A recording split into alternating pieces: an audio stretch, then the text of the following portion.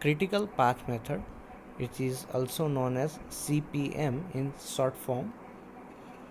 Each activity of project requires pre-assumed time for completion. कोई भी activity है तो उसका कुछ रिक्वायरमेंट होगा, प्री अज्यूम्ड टाइम होगा जो चाहिए होगा for the completion of that activity.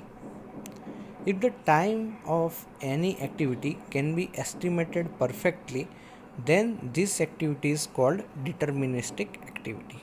अगर जो भी एक्टिविटी है उसका टाइम हम एस्टिमेट कर सकते हैं परफेक्टली, मतलब ये 10 मिनट में ख़त्म हो जाएगा, 15 मिनट में ख़त्म हो जाएगा, पर्टिकुलर टाइम हमको मालूम है कि ये एक्टिविटी इतने टाइम में ख़त्म हो जाएगी, तो उसको हम कहेंगे deterministic activity. But if the activity is performed first time and the uncertainty is high, so the pre-assumed time may vary on any side. These activities are called as variable activities. अभी यहाँ पे क्या होगा कि जैसे कि कोई military operation हो गया, ठीक है, या तो फिर अभी का हम केस देखें, ठीक है, कोविड-19 की बात करें तो ठीक है, उसकी वैक्सीन कितने दिन में बनेगी उसका टाइम हमको मालूम नहीं है, ठीक है, तो उसमें अनसर्टेनिटी बहुत ही ज़्यादा है. तो if any activity is performed first time, पहले ही टाइम वो परफॉर्म हो रही है और उसमें अनसर्टेनिटी बहुत ही हाई है, so the pre assumed time में वेरी ऑन एनी साइड. सो हम पहले से जो अज्यूम कर रहे हैं टाइम कि इतने टाइम में वैक्सीन बन जाएगी, तो वो वेरी हो सकता है, ठीक है. This is called that's variable activities. For evaluation of network having all activities as deterministic activities, the technique used is called critical path method. और जो हमारी सबसे पहले वाली एक्टिविटीज़ थी that was about the deterministic activities, जिसमें हम perfectly time को एस्टिमेट कर पाते थे, ठीक है, वैसी एक्टिविटीज़ का इवैल्यूएशन है, उसका नेटवर्क है, वो इवैल्यूएशन हम किस मेथड से करेंगे, that is called as critical path method. Evaluation of the network having all activity as deterministic activity, यानी कि जो क्रिटिकल पाथ मेथड है उसमें सारी की सारी एक्टिविटीज़ कौन सी होगी, डिटर्मिनिस्टिक एक्टिविटीज़. जबकि on the other hand for analysing the network diagram having variable activities, अभी जो वेरिएबल एक्टिविटीज़ है उनके लिए क्या, फिर उनको हम कैसे एनालाइज करेंगे, for that we will use PERT method, that is our project evaluation and review technique, ठीक है. उसमें पर्टिकुलरली एस्टिमेशन किया जाता है कि इतने एस्टिमेटेड टाइम में एक्टिविटी ख़त्म हो सकती है, ठीक है, एस्टिमेशन टाइम के ऊपर हम वर्क करते हैं, ठीक है. जबकि क्रिटिकल पाथ मेथड में जो टाइम है वो हमको एग्जैक्टली नॉन होता है, इसलिए उसको डिटर्मिनिस्टिक एक्टिविटीज़ भी कहा जाता है. Now let us in this lecture we will discuss the critical path method. So let us discuss the steps for critical path method. सबसे पहला स्टेप है calculate the time schedule for each activity. जो भी सारी activities हैं उनके लिए time schedule, अभी टाइम शेड्यूल में कौन कौन से टर्म आएंगे वो स्टेप बाय स्टेप हम आगे डिस्कस करेंगे. In this step the determination of starting time by which the activity must begin and finish time at which activity must be finished is determined. इसमें हम क्या डिटरमाइन करेंगे कि start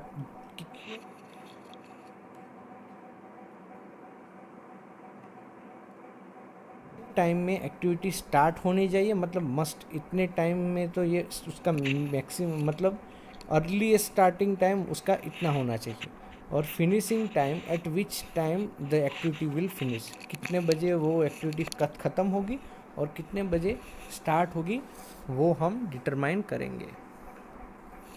from that we can find out the earliest starting time, earliest finish time, latest start time और late finish time. कोई भी activity है या तो अर्ली स्टार्ट होगी या तो लेट स्टार्ट होगी, या तो अर्ली फिनिश होगी या तो लेट फिनिश होगी. तो इतने जो टाइम्स है चारों टाइम हमको फाइंड आउट कर दें, ठीक है. अर्ली स्टार्टिंग टाइम मतलब अर्ली से अर्ली एक्टिविटी कब स्टार्ट हो सकती है और लेट में लेट कब स्टार्ट हो सकती है, फिर अर्ली में अर्ली कितनी फिनिश हो सकती है, अर्ली स्टार्ट होगी तो अर्ली फिनिश भी होगी एक्टिविटी, और लेट कब फिनिश हो रही है वो टाइम हमको फाइंड करना है. First, what is earliest starting time or earliest start time? It is sometimes written as EST in short form. जब भी EST लिखा हो तो वो earliest start time होगा. EST is the time at which an activity can begin at the earliest. मतलब सबसे पहले पॉसिबिलिटी स्टार्ट होने की जो है एक्टिविटी की, उसको हम कहेंगे EST, मतलब अर्ली में अर्ली स्टार्ट होगी. For EST, it is assumed that all preceding activities are finished before starting that activity. EST में हम क्या अज्यूम करते हैं कि जो भी प्रीसीडिंग एक्टिविटीज़ है वो ख़त्म हो चुकी है, उसके बाद ही ये एक्टिविटी स्टार्ट होगी. ठीक है, जैसे ही ख़त्म होगी ये वाली एक्टिविटी, दूसरी एक्टिविटी है वो स्टार्ट हो जाएगी, लेकिन वो आगे वाली एक्टिविटी ख़त्म होनी चाहिए. Sometimes the activity is depending on more than one activity, ऐसा भी पॉसिबल है. जैसे हमने नेटवर्क डायग्राम में देखा कि कोई एक्टिविटी है वो डिपेंडेंट है, वो आगे वाली 2-3 एक्टिविटीज़ के ऊपर डिपेंडेंट है, तो वो सब ख़त्म होगी, उसके बाद इसका अर्ली स्टार्ट होगा. ठीक है.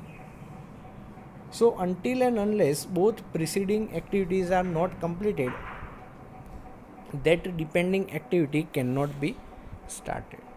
सो जब तक जो आगे वाली प्रीसीडिंग एक्टिविटीज़ है वो सारी कंप्लीट नहीं हो जाती. ठीक है, जो आगे वाली एक्टिविटीज़ है उनका कंप्लीट होना बहुत ही ज़्यादा इम्पोर्टेंट है, और वो जब तक कंप्लीट नहीं होगी तब तक हम नई एक्टिविटी स्टार्ट नहीं कर सकते. That depending activity can not be started. So following is the way to calculate EST. So जो EST है वो हम कैसे कैलकुलेट करेंगे? If only one activity coverage is on an event, its EST is given by EST of the tail event of the activity added with the activity duration. अभी इसको मैं एक एग्जाम्पल के थ्रू एक्सप्लेन करूँगा. Suppose there is one activity 1 to 2 और ये हमारी ए activity है और उसकी ड्यूरेशन है सपोज 10 मिनट, और उसके बाद दूसरी एक्टिविटी स्टार्ट हो रही है बी और उसका ड्यूरेशन है सपोज 5 मिनट, और इसको 3 नंबर दे देते. सो यहाँ पे ये जो एक्टिविटी है इसका अर्ली स्टार्टिंग टाइम क्या होगा? ये होगा EST फॉर दिस ए के लिए EST ये होगा अर्ली स्टार्टिंग टाइम 0, ये 0 से स्टार्ट होगा. फिर ये ख़त्म को कब होगा? यहाँ पे 10 मिनट के बाद ख़त्म होगा. 10 मिनट इसका ड्यूरेशन यहाँ पे दिया हुआ है, तो 10 मिनट के बाद ख़त्म होगा. तो ये जो टेल इवेंट है, टेल इवेंट में जो टेल इवेंट का अर्ली स्टार्टिंग टाइम, यहाँ पे जो टेल इवेंट है उसका अर्ली स्टार्टिंग टाइम क्या होगा? The activity added with the activity duration. जो टेल इवेंट है EST of the tail event, जो EST है टेल इवेंट का वो, और जो एक्टिविटी का ड्यूरेशन मतलब 10. सो यहाँ पे आएगा 10 जो होगा वो बी एक्टिविटी के लिए EST बन जाएगा. 10 मिनट के बाद ही बी एक्टिविटी स्टार्ट होगी. If more than one activity coverages, ESTs via all the path would be calculated and the highest value is chosen and termed as EST. अभी मोर than one path का मतलब क्या होगा कि 1 के बाद यहाँ पे 2 है, फिर 3 है, फिर 4 है. अभी इस पाथ से आ रहा है तो यहाँ पे 10 मिनट लग रहा है, यहाँ पे 8 मिनट लग रहा है, और यहाँ पे 12 मिनट लग रहा है. तो जो EST है सपोज इन सबको कंबाइन करके एक और एक्टिविटी बन रही है 5 नंबर, और 5 से फिर 6 नंबर. सो यहाँ पे ये जो EST होगा वो जो भी हाईएस्ट टाइम है यहाँ पे 12 है, सो वो 12 होगा हमारा EST फॉर द 5. यहाँ पे इस एक्टिविटी के लिए वो उसका EST होगा. 8 नहीं होगा और 10 नहीं होगा. हमको कौन सा टाइम लेना है? If more than one activity converges EST via all path would be calculated and the highest value is chosen. So जो हाईएस्ट वैल्यू है वो हमको चूज़ करनी है, and it is termed as earliest starting time. क्योंकि जो सारी activities है वो डिपेंडेंट है, क्योंकि वो आगे वाली एक्टिविटी है वो पीछे वाली एक्टिविटीज़ के ऊपर डिपेंडेंट है. तो जब तक वो सारी ख़त्म नहीं होगी तब तक वो एक्टिविटी स्टार्ट नहीं होगी. Next is latest finish time is the time by which the activity must be finished and project cannot be delayed more than that. Same way जैसे अर्लीस्ट स्टार्ट टाइम है वैसे ही लेटेस्ट फिनिश टाइम है, मतलब इतने time पे तो activity ख़त्म होनी ही चाहिए, ठीक है। जो प्रोजेक्ट है उसके ऊपर हम डिले नहीं कर सकते, ठीक है। अगर वो एक टाइप की कंस्ट्रक्शन है, जब सपोज़ कोई कंस्ट्रक्शन कर रहे हैं तो उसकी डेडलाइन है कि इस तारीख को ये ख़त्म होना चाहिए, उसके बियॉन्ड हम एक्सटेंड नहीं कर सकते, ठीक है। सो वो हो गया, एक लिमिट हो गई एक्टिविटी की जो है वो हमको उस टाइम पे फिनिश करना ही है, तो वो हो गया latest finish time and it is sometimes referred as LFT. This is calculated by proceeding progressively from the end event to the start event. So ये हम कैसे कैलकुलेट करेंगे, एंड इवेंट से स्टार्ट करेंगे, एंड इवेंट से लेके start reversing वे में हम कैलकुलेट करेंगे फ्रॉम द एंड इवेंट जो है हमारा एंड पॉइंट है, ठीक है। सपोज 10 नंबर है तो वहाँ से रिवर्स वे में हम कैलकुलेट करेंगे LFT, latest finish time, progressively from the end event to the start event. The LFT for the last event is assumed to be equal to its EST. और जो भी LFT है last event का वो उसके EST के equal होगा, वैसा हम अज्यूम करेंगे, ठीक है। जो उसका EST होगा, सपोज हम आगे से कैलकुलेट करते करते आ रहे हैं और यहाँ पे हमको जो EST मिला वही सपोज यहाँ पे मिला EST यहाँ पे 18 मिला, ठीक है। तो वही होगा उसका LFT 18, और EST और LFT दोनों सेम होगा, तो यहाँ पे LFT से हम रिवर्स वे में कैलकुलेट करते करते जाएंगे, ठीक है। LFT सबके लिए LFT is the for the other event are calculated by following rule, और जो अदर एक्टिविटीज़ हैं उनके लिए ये रूल अप्लाई होंगे। If only one activity branches from an event then computed LFT while all paths and lowest value is chosen and termed as LFT.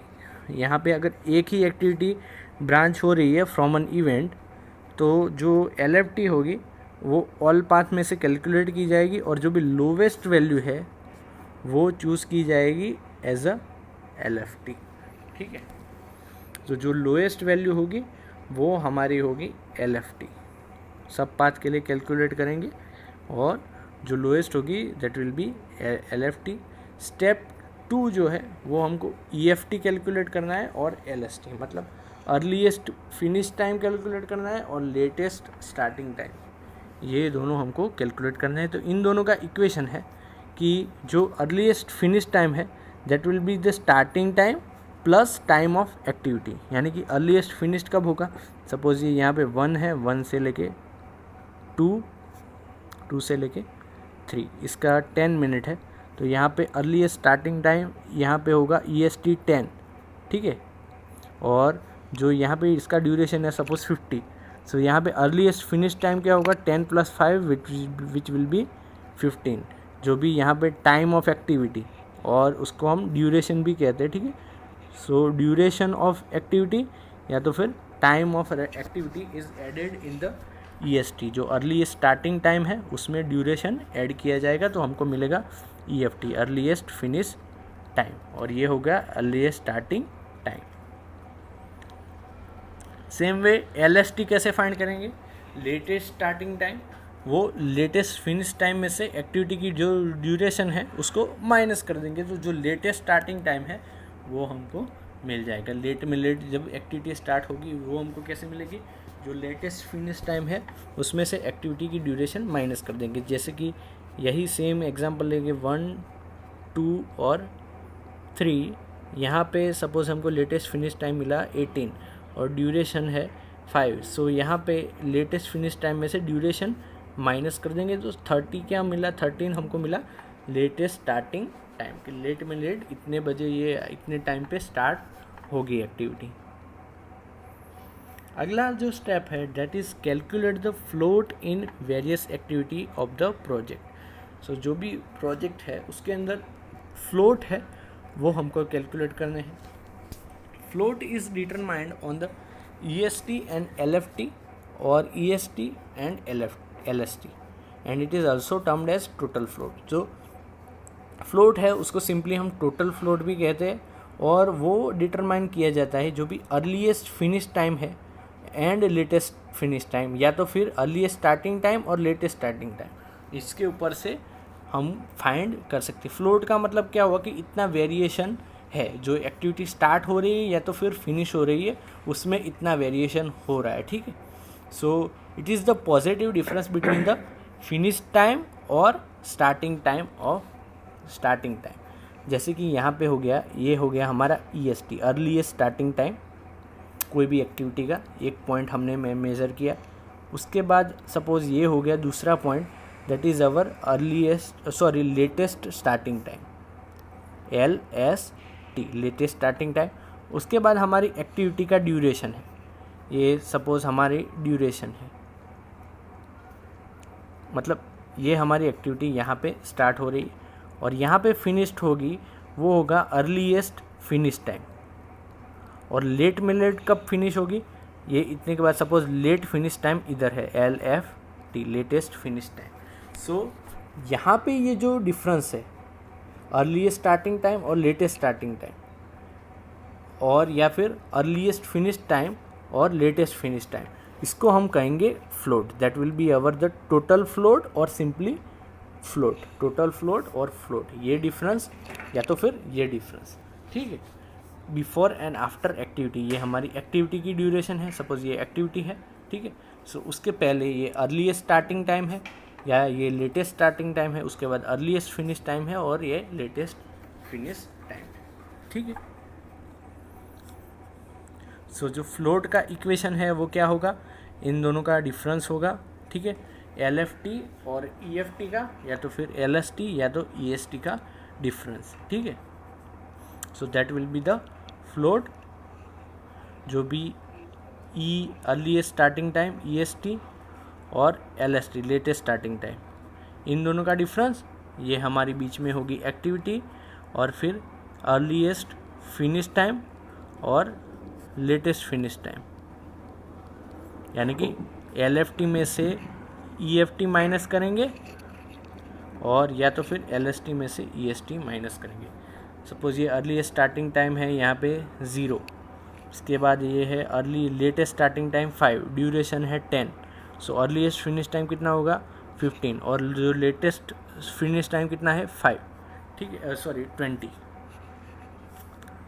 ठीक है।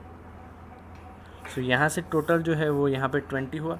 सो यहाँ पे फ्लोट होगा वो कितना मिलेगा 5, और यहाँ पे भी फ्लोट जो मिलेगा वो कितना मिलेगा 5 मिलेगा, ठीक है। जो एक्टिविटी के आगे और पीछे हमको फ्लोट इतना मिलेगा। The total time is calculated after considering the sequence of project and time required to complete the each activity. So जो टोटल टाइम है वो कैसे कैलकुलेट किया जाएगा, after considering the sequence of the project and time required to complete each activity. Step number 4 is identify the critical activities and find the critical path. और उसके बाद हमको जो क्रिटिकल एक्टिविटीज़ फाइंड करना है और फ्लोट फाइंड उसका critical path find करना होगा। सो जो क्रिटिकल पाथ है are those activities that must be started on time and must be completed on time. मतलब उनका फ्लोट होगा वो क्या होगा 0 होगा, ठीक है। मतलब जैसे ही ख़त्म होगी वैसे ही स्टार्ट हो जाएगी, तभी हम क्रिटिकल पाथ कहेंगे उसको। जैसे ही एक एक्टिविटी ख़त्म होगी उसके बाद तुरंत दूसरी एक्टिविटी स्टार्ट हो जाएगी, मतलब वो लेट होना नहीं होगी या तो फिर अर्ली भी नहीं होगी, ठीक है। Otherwise the project may gate delayed, otherwise जो प्रोजेक्ट होगा वो क्या हो जाएगा डिले हो जाएगा। मतलब यहाँ पे क्या होगा, जो भी अर्लीस्ट स्टार्टिंग टाइम है वो ही लेटेस्ट स्टार्टिंग टाइम है, और जो भी अर्लीस्ट फिनिश टाइम है वो ही लेटेस्ट फिनिश टाइम है, ठीक है। यहाँ पे जो फ्लोट है, फ्लोट इज इक्वल टू 0, दोनों का डिफरेंस होगा वो क्या होगा 0 होगा। मतलब अगर डिले हुआ इसमें तो जो प्रोजेक्ट होगा वो डिले हो जाएगा, ठीक है। Those activity are critical activity and the path through those activities called as critical path. और उन्हीं एक्टिविटी को हम क्रिटिकल एक्टिविटीज़ कहेंगे, और उसमें से जो पाथ पास होगा उसे हम क्रिटिकल पाथ कहेंगे। That path is the longest path of the project, and उसे हम फाइंड करेंगे, that will be the longest path of the project. The other activities are considered as non critical activity, और जो जो दूसरी जो activities है उनको हम नॉन क्रिटिकल एक्टिविटी मेंशन करेंगे, ठीक है। And next other important terminologies उसमें है टाइप्स ऑफ फ्लोट। जो फ्लोट है उसमें कौन कौन से टाइप्स है, तो सबसे ये फ्लोट है उसके 4 टाइप्स है, मेजर 4 टाइप्स। सबसे पहला टाइप तो हमने डिस्कस कर लिया, जो भी टोटल फ्लोट है, difference between the start times और फिनिश टाइम्स, ठीक है। जो स्टार्ट टाइम्स है उनका डिफरेंस या तो फिर फिनिश टाइम्स है उनका difference. Total float indicates the maximum time up to which an activity can be delayed without affecting the project completion time. So जो प्रोजेक्ट कंप्लीशन टाइम है उसको अफेक्ट किया बिना हम जो टोटल टाइम है, maximum time up to which an activity can be delayed without affecting the project completion time. So वैसे हम ये टोटल फ्लोट फाइंड कर सकते हैं। दूसरा है free float. It is the part of the total float within which an activity can be manipulated without affecting the floats of subsequent activities। तो जो भी subsequent activities है उनको मैनिपुलेट किए बिना जो भी subsequent activities है without affecting the float को affect किए बिना हम उसको find कर सकते हैं। It is the part of total float within which an activity can be manipulated without affecting the float of subsequent activity, मतलब आगे वाली एक्टिविटी है उसके फ्लोट को अफेक्ट किए बिना जो भी हमारी प्रीवियस एक्टिविटी है उसके टोटल फ्लोट में कितना वेरिएशन हम कर सकते हैं, that is called as free float.